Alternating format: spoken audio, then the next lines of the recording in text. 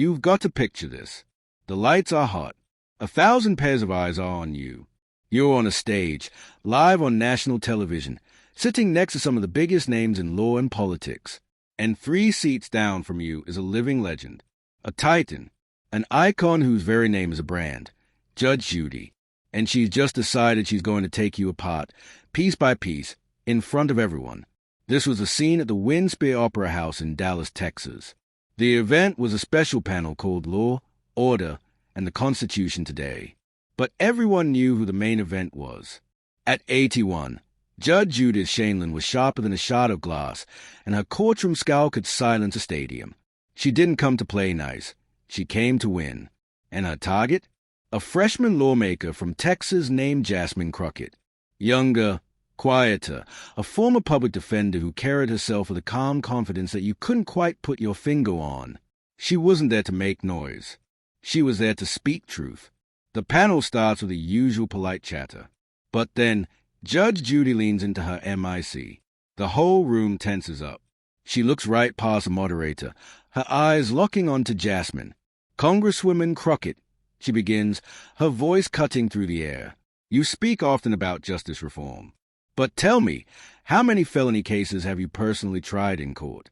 Real court, not the kind with sound bites and press conferences." A few nervous chuckles ripple through the audience.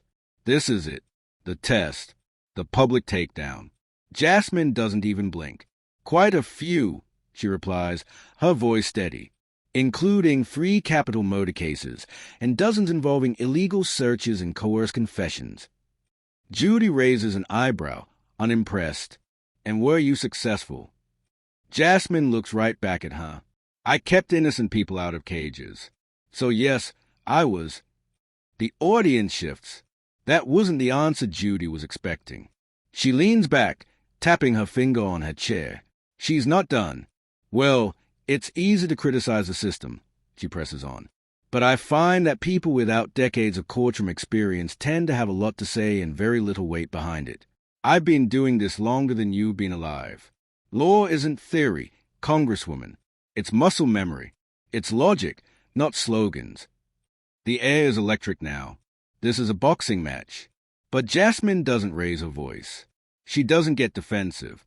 She just holds her ground. "With all due respect, Judge," she says calmly, "I know the law because I've been forced to use it as a shield, not just as a tool. It's not just logic, it's lived experience. People don't fear theory. They fear what happens when the law forgets who it's supposed to serve." That line lands. Hard, not with a bang, but with a quiet, solid thud that echoes through the silence. Judge Judy gives a tight smile, but it doesn't reach her eyes. The game is on. She couldn't rattle Jasmine with reputation, so she was about to try something else. The moderator, seeing the fire is supposed to be putting out, tries to pivot. "Let's talk about the 4th Amendment," he says, "unlawful search and seizure." Jasmine leans into the MIC. "The law doesn't need to adapt," she says plainly. "It needs to be obeyed. The Constitution already prohibits illegal searches. The problem is a lack of consequences when that line is crossed." But Judge Judy sees an opening. "Respectfully," she cuts in, "you're making it sound like the justice system is built to hurt people. It's messy, but it's fair. Most of the time, when people run into legal trouble, it's because they broke the law." There it is, the core of their disagreement. The assumption Jasmine has fought against her entire career. She gives a small, knowing smile. "Most of the time," she repeats softly, "but not all. I defended a 17-year-old stopped for walking too slowly. He spent 2 nights in jail because the officer didn't like his tone. I represented a woman whose apartment was raided by mistake. They found nothing, but left a toddler barefoot in a hallway while they tore her home apart." A murmur spreads through the auditorium. "I'm not speaking from theory, Judge," Jasmine continues, her voice gaining strength. "I'm speaking from 10 years of real people and real consequences. I've watched judges sign warrants with one eye on the clock. I've seen prosecutors treat poverty as proof of guilt." The room is dead quiet. You can hear a camera clicking in the back. And then Judy, sensing she's losing control of the narrative, decides to go for the kill. She deploys her signature move, the hyper-specific public pop quiz, designed to expose what you don't know. "All right, Congresswoman," she says, her voice turning cold and precise. "You're passionate, but passion and precision aren't the same. Let's get specific. Name one federal case that best illustrates your point about enforcement failing the law." The trap is set. The whole audience holds its breath. This is where most people would stammer, generalize, or crumble. Jasmine doesn't even hesitate. "United States versus Jones," she says instantly. 565 U.S. 400, 2012. Decided by the Supreme Court. Judge Judy's face registers a flicker of genuine surprise. She didn't expect a full citation. Jasmine continues, turning to face Judy directly. "In Jones, the government put a GPS tracker on a suspect's car without a valid warrant.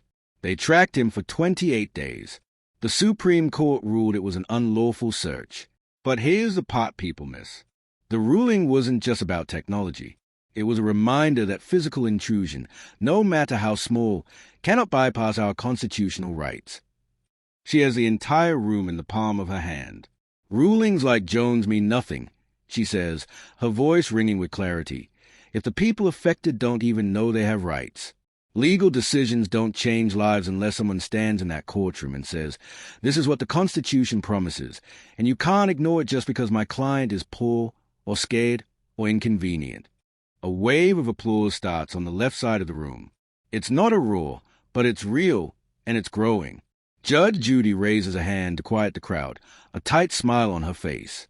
The intellectual jab didn't work. So she shifts gears one last time, aiming for the heart of courtroom practice itself.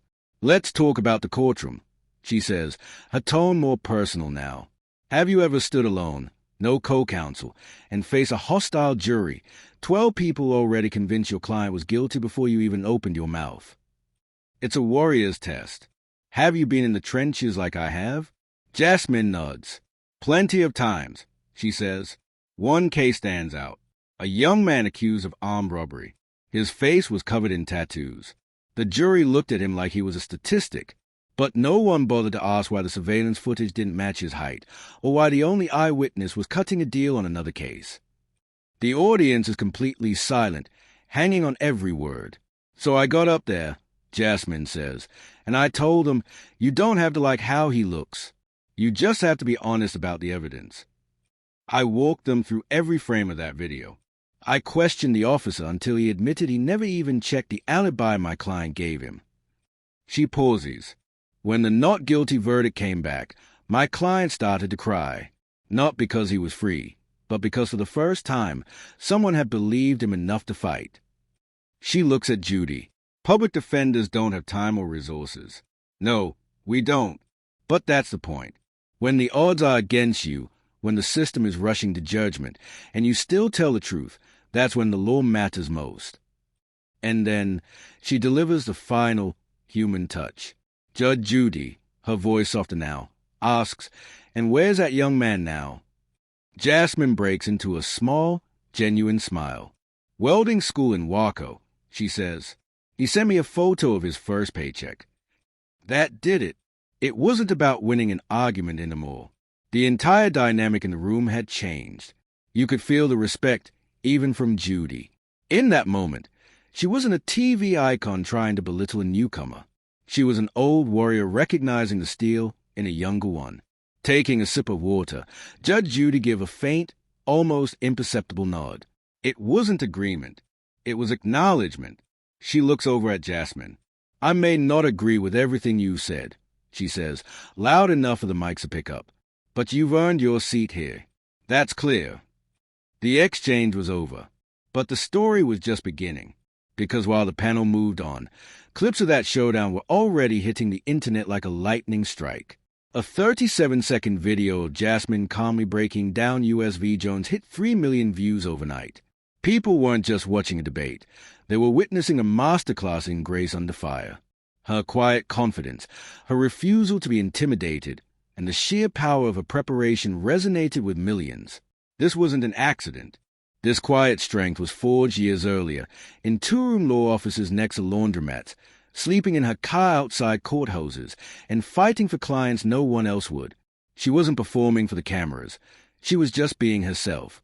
A few days later, Jasmine received a handwritten letter in her office mail. No return address, but the script was neat, deliberate, old school. It was from Judge Judy. It read, "Congresswomen, that was one of the sharpest courtroom arguments I've witnessed outside of an actual bench. You were clear, measured, and most importantly, correct. You didn't come to perform. You came prepared. That's rare these days. Keep showing up. The law needs more voices like yours. J.S." No fanfare, no apology, just respect. A torch being passed, not in the spotlight, but in a quiet, handwritten note. In the end, the viral moment wasn't about who won or who lost. It was about something deeper. It was a reminder that true authority doesn't come from a title or a television show.